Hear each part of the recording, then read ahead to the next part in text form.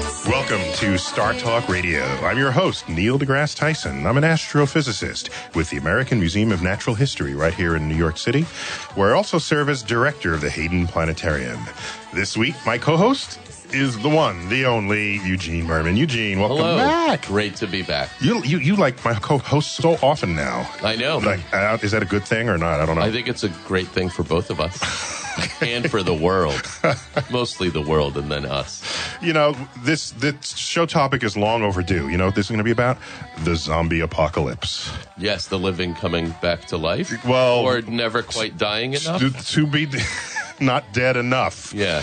And, you know, zombies, I have to admit, I'm a little surprised how popular the genre has become. How popular zombies are. Yeah, I don't understand it. I mean, it's not well, like... are zombies the dead risen, or are they simply sort of very sick people who bite and are powerful?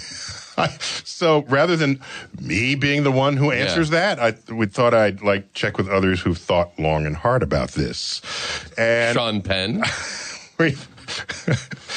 We'll get to that in just a moment, because zombies, in fact, have been analogized to viruses, the spread of disease. Mm-hmm. And if you think of a disease not as a human being wanted to bite you with their limbs falling off, but as the vector delivering vessel of a way to get sick. As a tiny, invisible human being the size of a virus.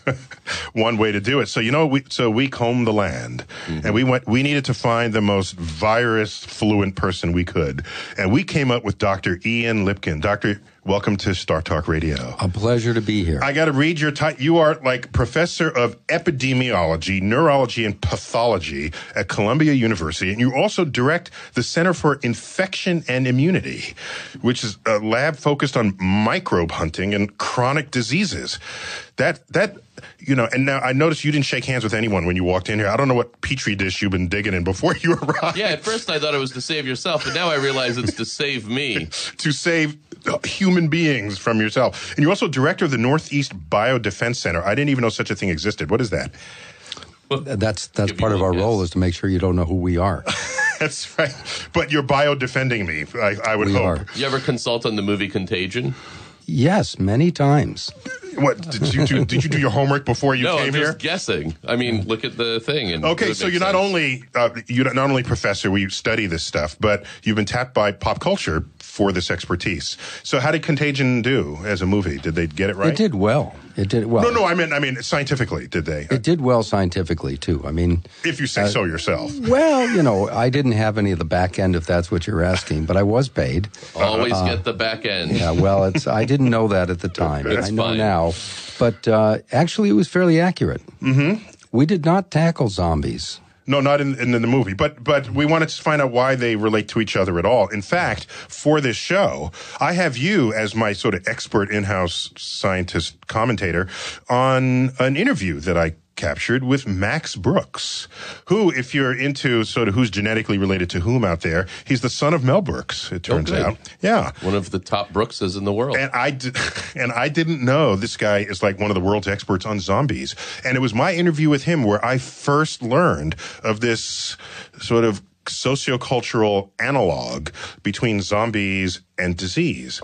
But let's pick up with my interview with Max Brooks, and we've got Dr. Lipkin here to help us react to it. Just to put Max Brooks on your radar, he's the author of the book The Zombie Survival Guide and World War Z, which is an oral history of the zombie war. Let's check out my first clip and see where he takes us and leaves us in this story. I based the zombie virus on AIDS. On the transmittability. On the transmittability, because I wanted to make it very hard to get, just like AIDS was very hard to get. And therefore, from a storytelling point of view, the mistakes were made by us.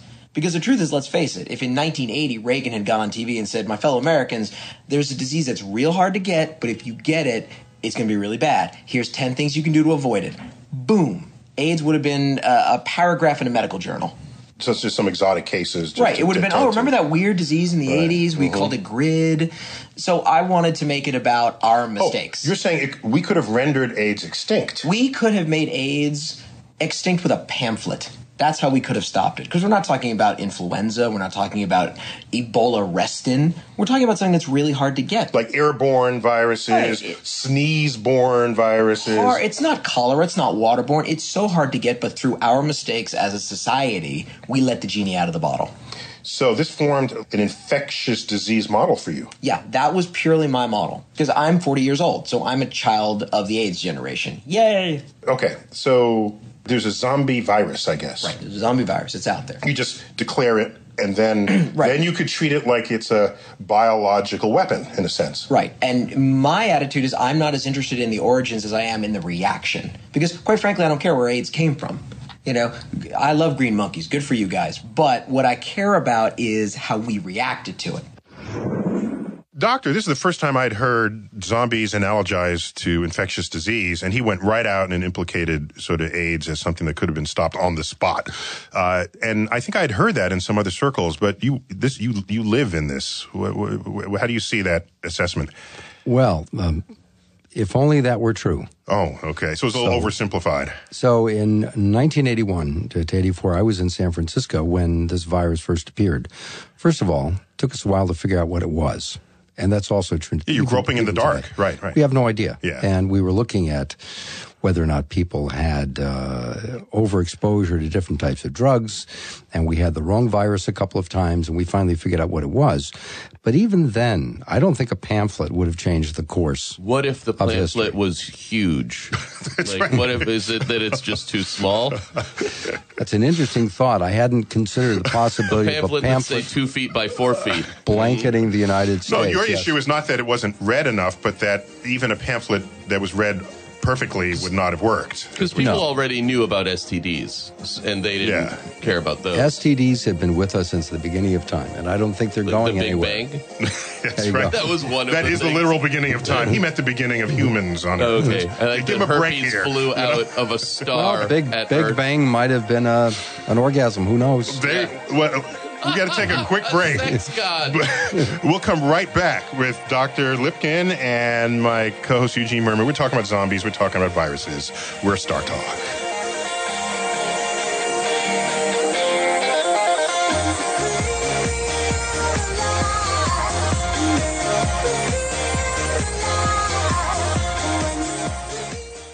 Hey, American Express card members, there's never been a better reason to get out and shop small in your neighborhood, because now through December 31st, you could earn 2 times your rewards when you shop small with an enrolled American Express card. Learn more and enroll your eligible card today at americanexpress.com/shop small offer.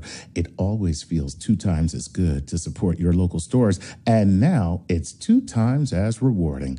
Prepaid and corporate cards issued by other financial institutions, the Plum Card, and certain other cards are not eligible. Reward cap and other terms apply. Unlocking the secrets of your world and everything orbiting around it. This is StarTalk. I've never been so true, but if my heart was still beating, it would beat for you. Oh, I want to steal your heart and eat your brains. Welcome back to StarTalk Radio. I'm Neil deGrasse Tyson. I'm here in studio with Eugene Merman. Hello. Eugene, as always, tweeting at Eugene Merman. Yes. Yes, I follow you. You make me laugh. Thank you. Not every single tweet, but enough that I stay with you. Exactly. And I learn from you almost every time. Joining me straight from Columbia University, Dr. Ian Lipkin, who studies viruses. This is what this man does. And does he bathe every hour? I don't know. Is he a walk? I don't know where he's been or where he's going, but he's an expert on this stuff. And we left the last segment with my interview with Max Roach. Max Roach, that's the guy from Little Rascals. Sure, Max Brooks. Max Brooks. Zombie expert. He's a zombie expert, and we analogized zombies to the AIDS virus. And you were concerned about how he oversimplifies this, how rapidly it could have been the spread could have been prevented, I guess. Look, I want to go on record as saying that I'm very concerned about zombies. Okay, Yes. excellent. They keep me up at night. Excellent. The only apocalypse any of us should ever actually worry about. You've heard it here first. So I guess a big challenge, you were in San Francisco when AIDS broke out, and a big challenge there is finding the patient zero, I guess, right? And at some point, this came from animals, right? I mean... Yes, 70% of animals these, other than humans, yes. Yeah, 70% of the diseases we're concerned about, these emerging diseases, come from animals. Either, Like mad cow, I guess they... Well, mad cow disease, West Nile virus, influenza, rabies. SARS? SARS. SARS is an acronym for what? Severe acute respiratory syndrome. Okay, that means you don't really know. That's... You kind of said it a little slowly where you're like, I could define it right now for everyone. No, but man, it doesn't have a fancy name yet. You're just spelling it out. It's a pretty good name, SARS. It's not bad. I like catchy, it. It's catchy. I would have a band with that name if I had Literally. could play music. So all diseases aren't spread the same way, clearly. And this must have been part of your greatest challenges at the beginning of this. Yeah, so there are diseases that are spread through the blood supply, respiratory tract, fecal material, urine, all kinds of ways. And people do weird stuff with human excrement. People do very weird Yeah. stuff. Right. There's a lot of punk rockers in danger of getting a bunch of weird diseases.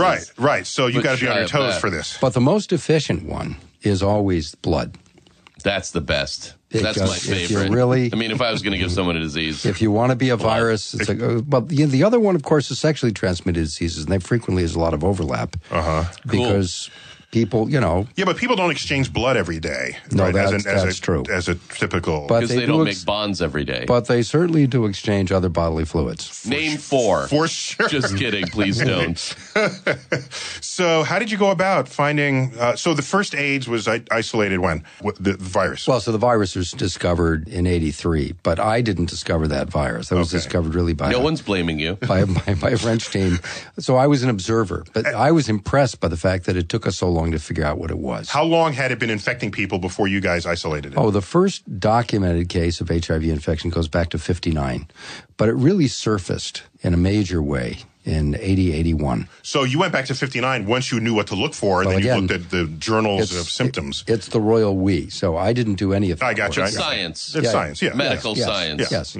My buddies, yes. Yeah, Yeah. you're brethren Yes, in my the brother, community. yes.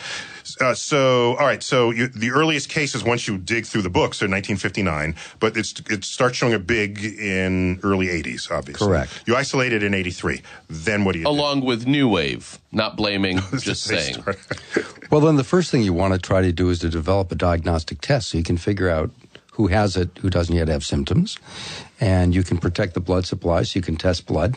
Oh, for blood donors, of Yeah, course. exactly, Oh, yeah. for blood Oh, yeah. donors. And then everybody starts focusing and trying to make a vaccine, right? I remember having a conversation in '84 with some senior virologists who said to me, you shouldn't work on HIV, and we're going to solve this one with a vaccine within the next 6 months. So this is now 20 plus years later, and we're still nowhere near a vaccine. So why were they overconfident? They just had too high were their ideals too high, or did they think they were God smarter? complex? They thought they were smarter than they actually were. This was really new. I mean, nobody really had seen a virus that had the ability to change its shape so dramatically, so quickly. Shape-shifting virus. A shape-shifting virus. But I'm glad they were cocky about how quickly they could solve it nonetheless. They're like, I've never seen this before, but I'm pretty sure I can definitely that solve is this. really cocky. And so AIDS, from what I can tell about this, from what I could tell, what made it hard is that you get infected, but you don't know you're infected for a little while. So there's this period where you keep infecting people before you even know you're susceptible. And that Exactly period's right. years, like decades. It can typically. be. Yeah. Well, let's pick up my interview with Max Brooks, who has analogized for us the zombie apocalypse with this spread of virus, and my whole conversation with him was infused with these kinds of references. Let's check out what more he has to say. In my stories, you have to get bitten or the virus has to get in your bloodstream. You get sick, you die, then you wake up again. As a zombie. As a zombie. Your body has been carjacked by the zombie virus. Wait a minute. If I'm bitten by a zombie, it won't kill me. I have to wait to die for some other cause? No, it will kill you. It will kill me. It will kill Okay. you within hours or days, but you're going down. By the way, there's been about 110 billion people who have ever lived. not all those people are eligible zombies. No. Because their bone... Oh, no. You got to be fresh. It's not like suddenly the graveyards of the world are going to erupt forth. Oh, No. How fresh? Alive. They got to be alive and then die and then come back. So really fresh. Really fresh. Like embalmed fresh. Not even that. If a zombie walks into a morgue, sounds like a joke.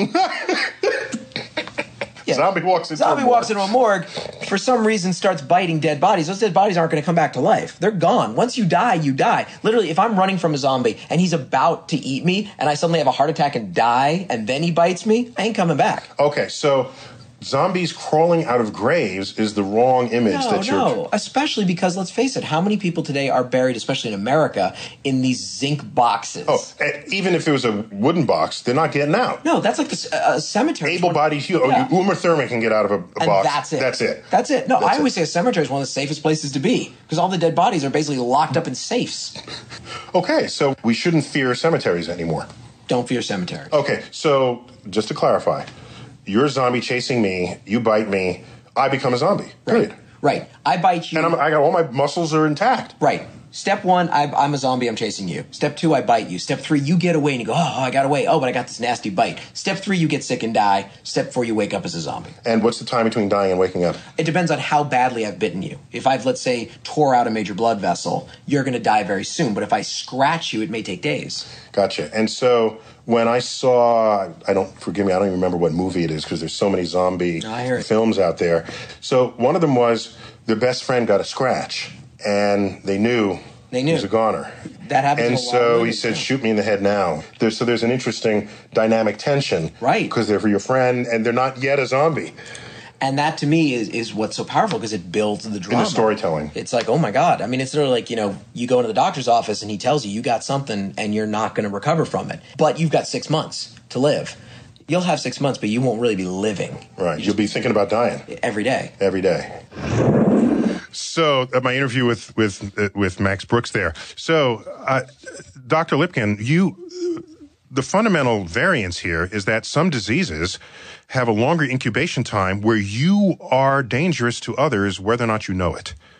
And that's got to be the worst kind of virus there is. It depends. I mean, we have this. He's got another one cooking up in I his don't know. lab. Ebola sounds pretty bad, too. You're like, you have years where you can still make omelets. That's not as bad. Ebola, like when blood comes out your face and you die, sounds worse. Yeah, offhand to me. There are some viruses that cause very little disease, but they spread very rapidly and very easily. And there's some viruses, I think Eddie Murphy talked about herpes simplex. You keep it forever like luggage. Keep it like luggage. You never get rid of it. But most people don't die. People don't normally die from herpes. No. And Ebola is definitely a bad one to have. Yeah. My major concern with his... what's your least favorite? But if you're a zombie, this is sort of like a Ponzi scheme, because eventually you run out of bodies. Right. Right. So you bite somebody, and eventually. It's a self-defeating virus. Yeah, it's a self-defeating virus. I'm just particularly concerned because once you know you are infected, then a responsible person could keep their distance, or they could. If you don't know you're just infected like AIDS. And you are infected, that makes you especially dangerous in society. Isn't that correct? It is true. So viruses have different lifestyles. Some kill their host very rapidly, or they kill some portion of the host, like the respiratory tract, flu viruses, things like this.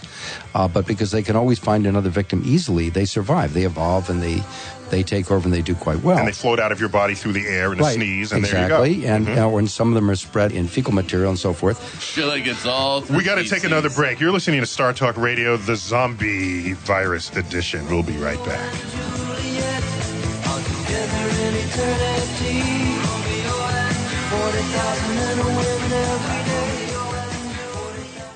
The New Yorker calls it the twilight zone of the digital age. Black Mirror, created by Charlie Brooker, is streaming now only on Netflix. Black Mirror is an anthology series created by Charlie Brooker that tackles the relationships that we have with technology and how each bright moment of today could possibly go wrong tomorrow. Each episode is a self-contained story that unfolds with calculated precision, teaching us about its universe while emotionally connecting us to the fate of its characters. Featuring a talented cast such as Bryce Dallas Howard, Kelly McDonald, and Jerome Flynn, just to name a few. Begin streaming Black Mirror today, only on Netflix. This is StarTalk. Zombie style. Over zombie style. Welcome back to StarTalk Radio. You can find us on the web at www.startalkradio.net. We're also likable on Facebook. Eugene, are we likable? I think so, Good. yeah. Just confirming that. Totally likable. We're here with Dr. Ian Lipkin, who's a professor of everything virally nasty at Columbia. I don't know if that's on his business card, but Dr. It probably Lipkin, says something clearer. Thanks and less scary. Thanks for being on StarTalk. We're analyzing sort of a zombie apocalypse, but analogizing that to the spread of viruses. And we've got clips from my interview with Max Brooks, who's in fact, he wrote the book on which, zombie apocalypse stories have been based. If somebody catches this interview in the wrong place, they're going to think that you are really getting information about actual zombies. And how to actually survive. They just have to listen from the beginning. Yeah, That's called the rewind I look forward button. to the 4 that don't. Let's go straight to my clip with Max Brooks. And we talk about how you spread viruses not through sex, not through kissing or other traditional bodily fluids, but by the simple bite. Let's find out what he said. Sexy bite. Why is the zombie compelled to bite you? Why do they even care? It's their biological imperative to spread the virus. Through the eating, they're not ingesting nutrition, but it is an act that is familiar to their DNA. They already know how to eat, and that's the best way to spread the virus is to bite. So they're a perfect viral organism, right, in that respect. They are a walking plague. They have no other point but to spread what they are. They're literally a virus. Okay, so why does it seem like in some movies I've seen where zombies attack a person and it looks like they want to eat him, like vultures around a carcass? Because more than one of them don't have to attack the same human. Right, no, and they are eating. They're not smart enough to know that if you eat too much of the person, it won't be mobile enough to keep going. But there's nothing more primal in the human mind than to eat, than to bring food to your mouth. That's it. We know that infants do that. From infant. And they bring it to your mouth even if it's not food. Exactly. Right. And therefore the virus doesn't have to teach the zombie to do that.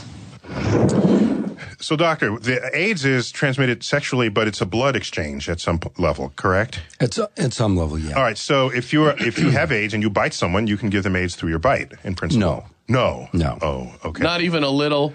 What if you bite their ding dong? Just curious. That's the after hours show. We can try that. So, but clearly, though, rabies is among those that are bite transmitted. Right? That's the way it's typically transmitted. So it's a saliva to blood, I guess. So the virus grows very, very high levels in the salivary glands. So it's in the saliva. And one of the things that happens as animals get into the later stages of rabies is that they have difficulty swallowing. And they also become very aggressive. And they bite other animals, not to eat them, but again, just because they're aggressive. So this feature of the virus changing the behavior of the host is in the service of the survival of the virus. Yes. The propagation of the virus. That's certainly a way of looking at it. If people had rabies, would they want to bite people? Yeah, that's a good question. Well, that hasn't, there aren't a lot of people who've been observed in those stages of rabies. Like rabies colonies, right. Yeah. Most of the time, most of the time. That's something we should do with prisoners just to see. That's right. Okay, Eugene. Most of the time it's like just dogs. Just an idea. Yeah. So that's interesting. So had that virus triggered dogs to rest peacefully in the corner, then the rabies virus would render itself extinct. Probably so. Wow. So all the variations of the rabies virus, the one that makes you want to bite other dogs or other mammals, that's the virus that propagates itself. Yeah, There's that's natural the evolutionary sound. So the virus, for a virus to succeed, it can't kill all of the hosts before, and it certainly can't kill the host in which it's living until it has an opportunity. Because it's rude? Until it has an opportunity to jump into a new one. Yes, you have to live long enough to spread it. Right, exactly. Otherwise, it will die out. Because I heard that's true about cholera, for example. If cholera is too effective, you can't even move to another place and infect someone with it. So the virus kills you and nobody else. It's got to just have a little bit of time delay. Yeah. But the other thing that cholera does, which is really interesting, is it causes diarrhea. Yeah. Right? So that lots of viruses spread out into the environment so that it can find new hosts. Into the water supply and what it's everything. purposefully doing. Right. So, well, I guess the cholera that made you constipated would die. Wouldn't but do very well cholera either. that made you poo lives. Right. That's its slogan if it had a chance. Poo have to a live. slogan. Yeah, poo to live. Slogan. I'm just trying to help And I can't cholera get that out of market itself. I can't get that out of my head now. Viruses with slogans. Yeah. Because eventually they're going to have to fight each other once they kill us all. So professionally, what viruses are you guys most worried about today? It's the 21st century. Just top 3 in order. What is it? HIV. It's still for me is the big one. That's too bad. I mean, it's still more out just there. Something like Ebola or things that like make you bleed out of your face if you look at someone or however. How does it? Well, if you're asking me what bothers me most in terms of the state of the world, it really is HIV. It's HIV. And number 2 would be influenza, and number 3 would be the one I don't know about, because we're seeing new things all the time. And one of the greatest sources of unknown viruses is other mammals. Yeah. And that's a reminder how genetically we're related to them, because if you can jump species, as far as the virus is concerned, it's just another kind of mammal, right? It's not. That's correct. We're not going to ever catch Dutch elm disease. I have a question. I know. Hold that for the break. After the break, you're listening to StarTalk Radio. We're talking about viruses. We're talking about zombies. We're talking about getting bitten and dying. We'll be right back.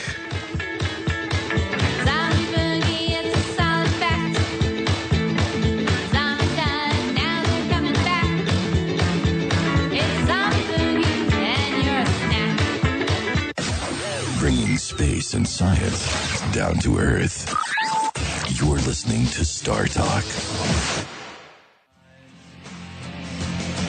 If you open up the door, we'll all come inside and eat your brains. I don't want to nitpick Tom. Welcome back to StarTalk Radio. You know, we tweet at StarTalk Radio. Check it out. Find out where all our live shows are and when we're on the air, when we're not, who our guests are. Go ahead and follow us there. Now, today's subject is zombies, viruses. So I've got the zombie expert in clips that we obtained from my last trip to You recorded him at Comic-Con. At Comic-Con. And so I got that side of it, and I got the viral side of it with Dr. Ian Lipkin from up at Columbia University, one of the world's experts on viruses and how they transmit. And could you just give us some Virus 101 here? Are they alive, and what the hell are they? Just, in 30 seconds, can you do it? 30 seconds. Actually, why don't we start off with the Max Brooks clip, because he's going to talk about the science of zombies, and then we can talk about the science of the virus. I'm looking forward to this. Coming right after that. Let's do it. Let's hit that clip with Max Brooks. Check it out. Now, I assume you saw that research paper on zombies that came out maybe a year ago or so. It treated zombies in a predator-prey calculation.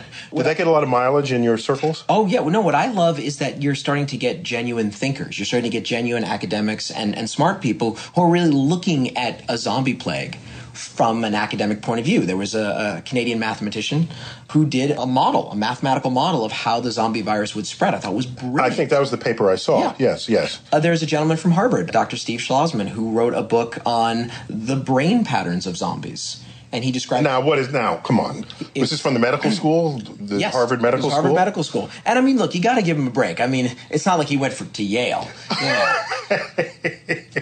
All right, so what is he imagining is the brain pattern? Well, he describes it as the crocodile brain. He describes that the frontal lobes of the zombies have deteriorated and the higher brain functions have gone with them. Oh. And it's the lower brain functions, the more basic survival. Right. Eat and move, which is what a crocodile brain is, and that's why he calls it that. Is that why crocodiles don't have foreheads? I've never asked one. I've never gotten close enough to ask one. Dr. Lipkin, what is a virus? I'm still trying to get my brain around a crocodile brain. Crocodile.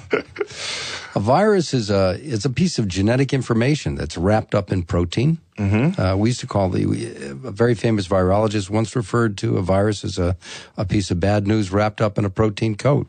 Mm. What they do is it's inject evil beef jerky. Very evil beef jerky.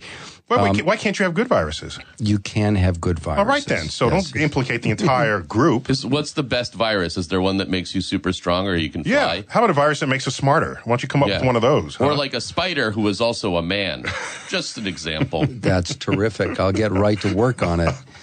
I'm sure Columbia would be excited about the intellectual property with that one. Go. Yes. If you make an actual Spider-Man, you then you get it from Stan Lee. Viruses are much, much smaller than bacteria, right? Like the thousandth the size or something. So there's some large ones now that have been discovered recently that you can actually visualize under a microscope. Like the size of like an antelope or a human foot?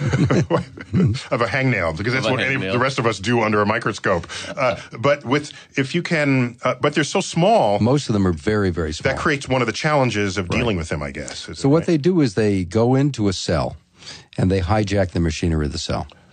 And they turn the cell over to their own design. So they start making genes and proteins and basically hijacking the cell. They're not only evil, they're diabolical. They are diabolical. Okay. They're the Saddam Hussein of whatever that would be an analogy. No, Brian Mallow, who's called a science comedian, one of my favorite jokes of his was a virus walks into a bar.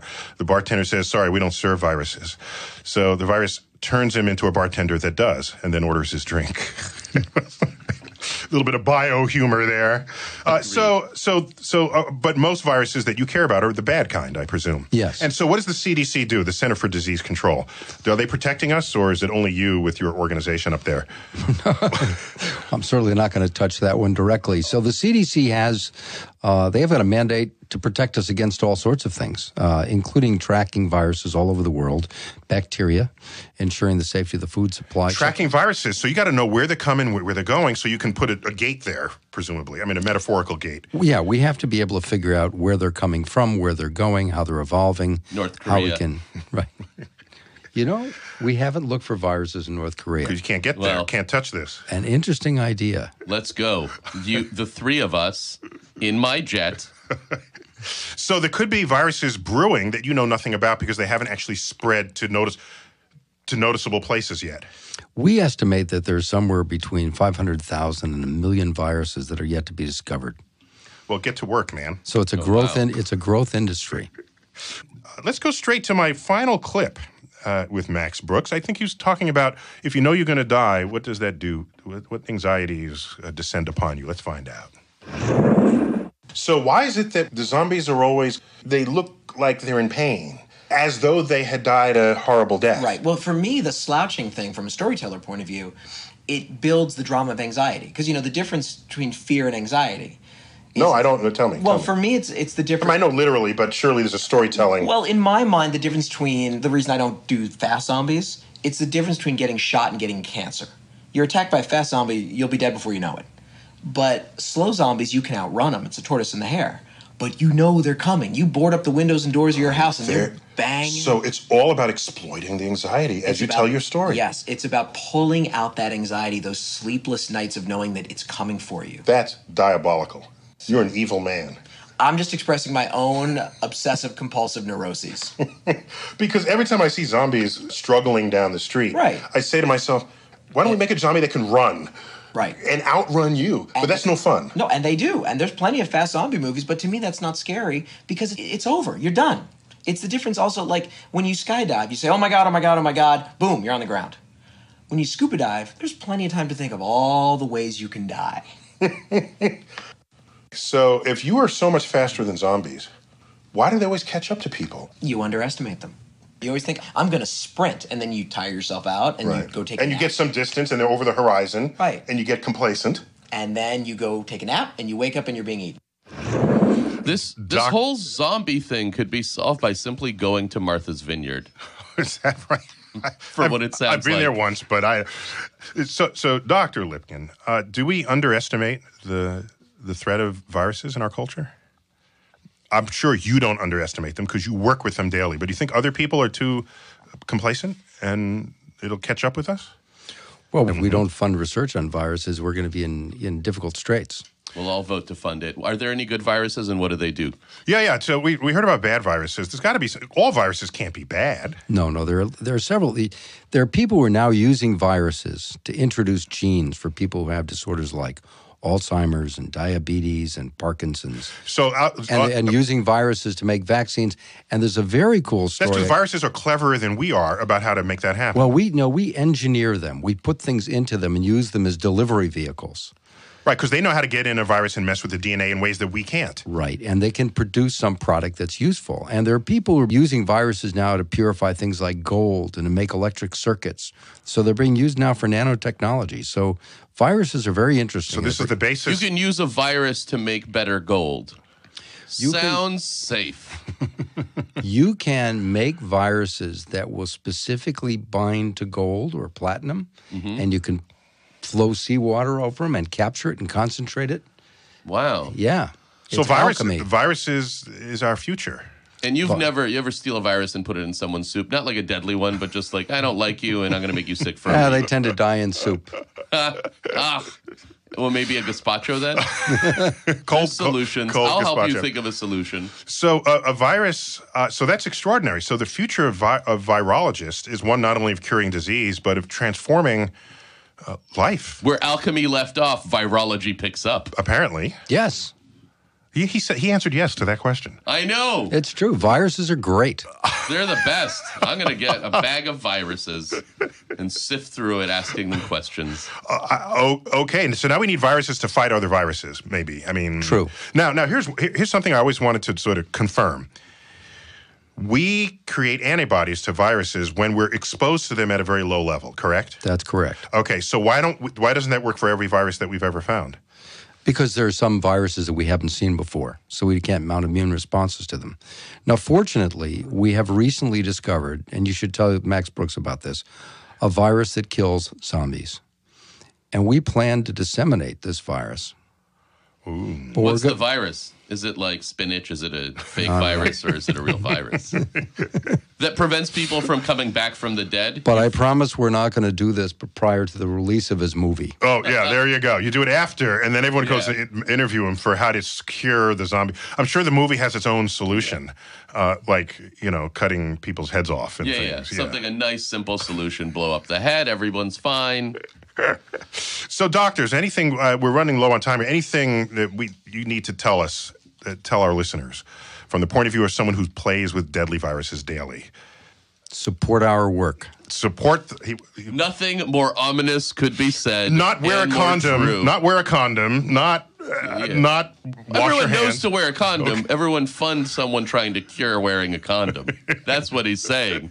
You give me money, you don't need any more condoms. Thank you, Dr.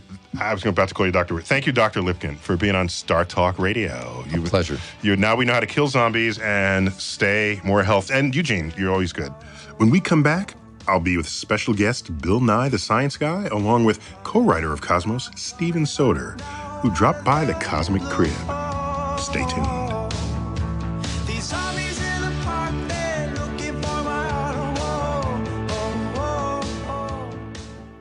Guys, you don't need to choose between price and quality to get an amazing and affordable shave. DollarShaveClub.com's the answer. To prove how amazing their shave really is, right now, they're going to give you your first month free to join the club. DollarShaveClub.com delivers amazing razors right to your door for a third of the price of what the greedy razor corporations charge. Seriously, you now have no reason to deal with the drugstore hassle and battle of the locked-up razor fortress ever again. Just go to DollarShaveClub.com and pick a razor that works for you from their lineup of amazing blades.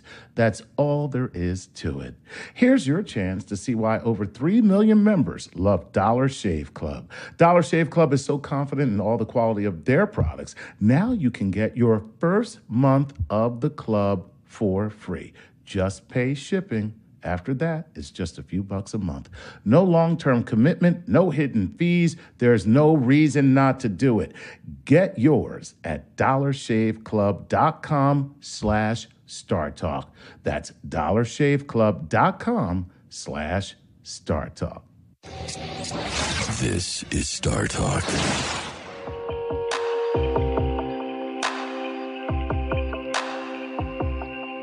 Welcome to the Cosmic Crib section, StarTalk Radio.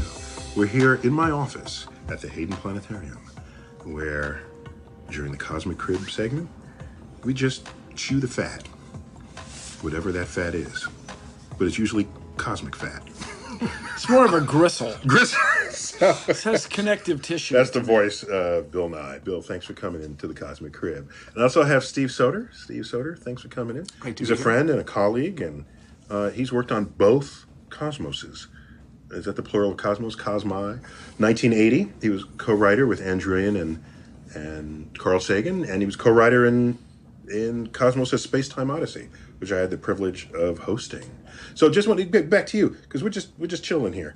So Bill, you are CEO of the Planetary Society, co-founded many moons ago by Carl Sagan himself. Yeah, in the winter of 1979, 1980.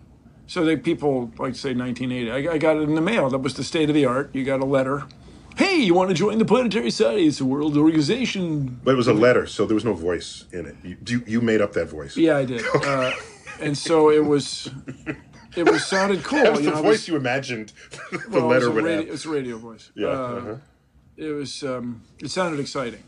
So you joined the Planetary Society, and now you are CEO of it. So I've been a member since 1980. And just give me a 2-sentence mission statement. Well, what we do is advance space science and exploration, empowering citizens of the world to know the cosmos and our place within it. There it is. And this is a lot of the spirit that Carl Sagan brought to his work, professionally and the public. The key word for me is, there's three key words. Advancing space science, advancing exploration. And this is something...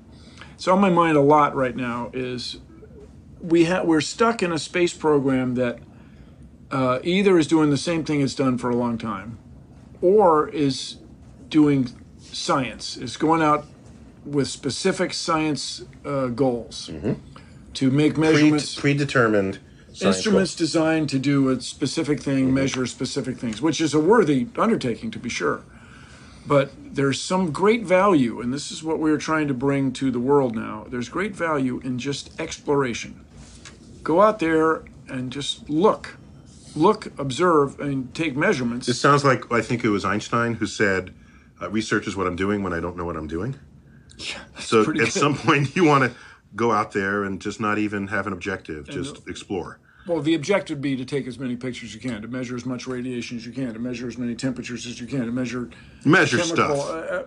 But that's observation. That's what you would do if you had your 5 senses engaged. Yeah. Or senses in addition to those provided by the methods and tools of science. Yeah, like we can see in the infrared with instruments. Exactly. Yeah.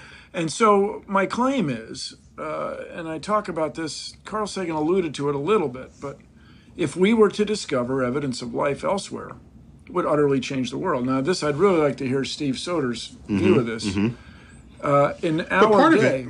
So part of it is, in there is kind of the romance of discovery. Absolutely. And and all of Sagan's writings are filled with this, coming and going. And so, Steve, you've been a collaborator with Carl on major projects. So how would you say... what was the split in terms of romance versus content versus how did that shake out? Well, the romance was there, but it was always firmly rooted in the science, in the reality. So you're saying, but it requires some kind of teasing out of it, because a whole lot of scientists don't know how to speak romantically about their topic. Yeah. Which makes me wonder about them. No, seriously.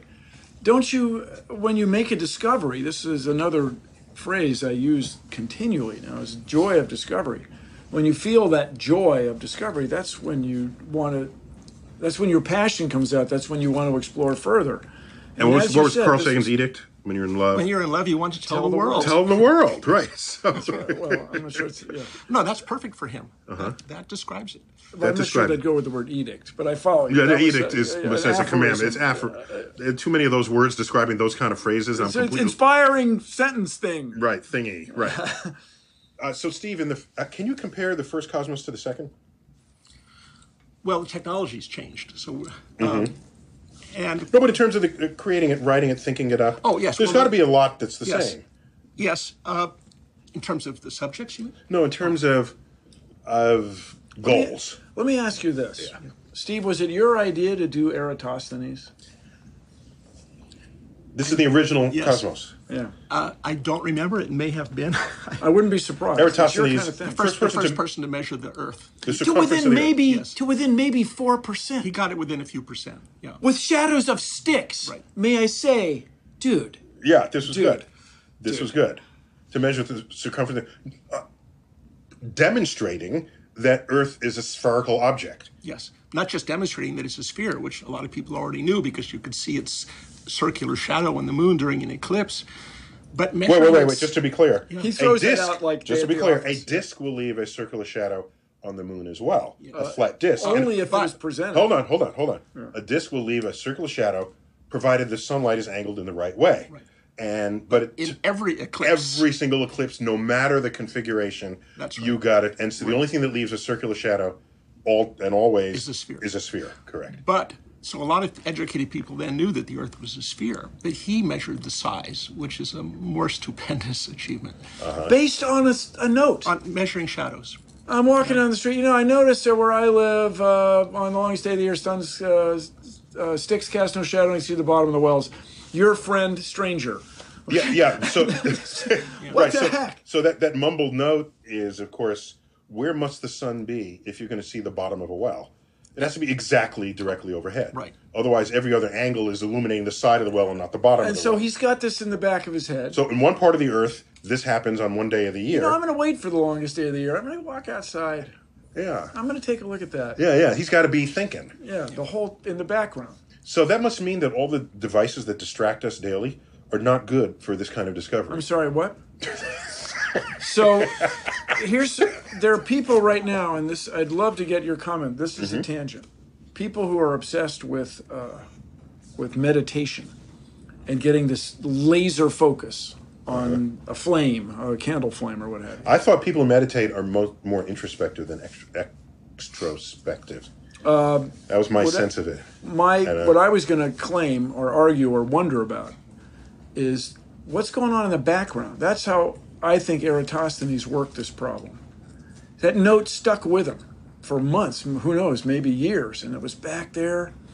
Just kind of, why would that be? Just while he's eating dinner and thinking. But it's one thing to describe a story such as this, but it's another thing for the storytelling to carry depth of emotion, and there are scenes then and even in the current cosmos where I tear up, and I can't be the only one out there for whom this is occurring. And so Anne, of course, is a big force in this because you talk to Anne, and I'll tear up almost no matter what she's talking about. I know. But you guys, so just through Steve Soder and the other astronomers at Cornell, like Steve Squires and Jamie Lloyd, Jim Bell, I've been asked to do the astronomy lecture. I'll do one astronomy lecture, and I say to myself, the class lasts until 12:05, right? 11:15 to 12:05. I get around 12:01, 12:00, and I go, I hope I can do this. I start to tear up. I start to, because I'm in the same room. The seats are upholstered in the same color. Everything's the same as when I was there. There's some fancy push buttons at the chairs that didn't exist, but man, it just gets to me every time. To push emotional buttons, I mean, there are a lot of ways to do that, obviously. In one particular case, I don't know how much the public knows, that Anne Druyan and Carl Sagan fell in love during the making of the original Cosmos? That's right. Okay. And so now you are the third leg in this collaboration. And I think they can't have been easy. Well, actually, they disappeared for about 2 weeks during the initial project meetings for the Cosmos. They were in Paris, deliriously in love. Okay.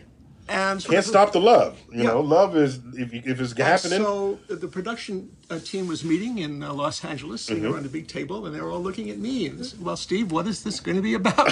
Okay. So you were in charge for 2 weeks of Cosmos. But Steve, you organize things. You have a vision, right?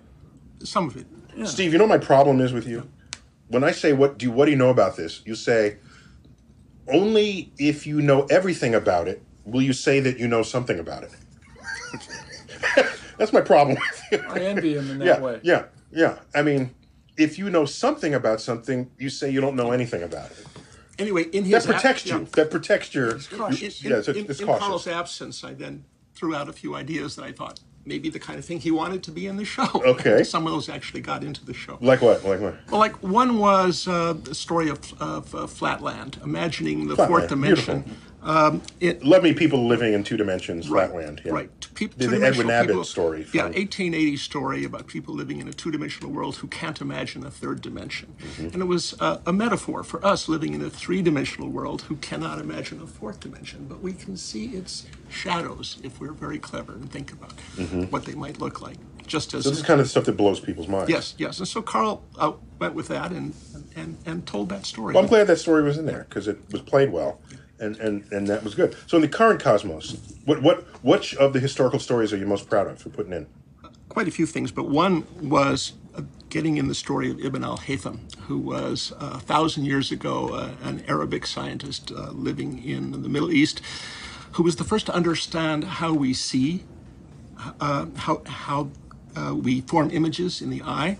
That sight is not an active phenomenon, it's a passive phenomenon. Before then, people had thought that we sent out kind of like radar beams to feel the environment and they would bounce back and we felt by touching. But no, he realized that it was completely passive. And he's actually on one of the monetary notes in Iraq. Yes, he was. Yeah. But in the course of writing this and doing a little research, we discovered that he also made the first articulation of the scientific method, the experimental method, and a caution that you should not just listen to what the authorities of the past have said, but look at what the real world is telling you, and to also question your own prejudices, to be aware of your own predispositions because they could bias you in a direction that will lead you away from the truth. So this is about 600 years before Francis Bacon kicks this in. Right. And this was at a time when the Arabic world was the center of science. And then, of course, it all fell apart. Well, I'm glad we did that story. No, I felt good about that. Putting it in. Guys, we're out of time. The crib conversation's got to end. We cannot do this forever. Thanks for including. Let's change the world, people. All right. This is Neil deGrasse Tyson signing off from the Cosmic Crib.